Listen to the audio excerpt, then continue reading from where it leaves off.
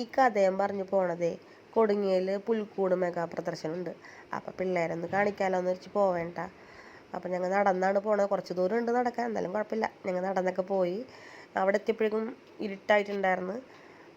അപ്പോൾ അതേ പാസ്സൊക്കെ എടുക്കണം. പാസ്സൊക്കെ എടുത്ത് പിള്ളേർ ഇതേ പാസ്സും കൊണ്ട് ഇറങ്ങി ഓടുന്നുണ്ട്. അപ്പോൾ കുഴപ്പമില്ല, നല്ല രസമുണ്ടായിരുന്നിട്ട് കാണുന്നുണ്ട്. പണ്ടത്തെ കാലത്തൊരു അറ്റ്മോസ്ഫിയറും കാര്യങ്ങളൊക്കെയാണ്. പിന്നെ കുറേ കാഴ്ചയൊക്കെ ഉണ്ടായിരുന്നു കാണാൻ വേണ്ടിയിട്ട്.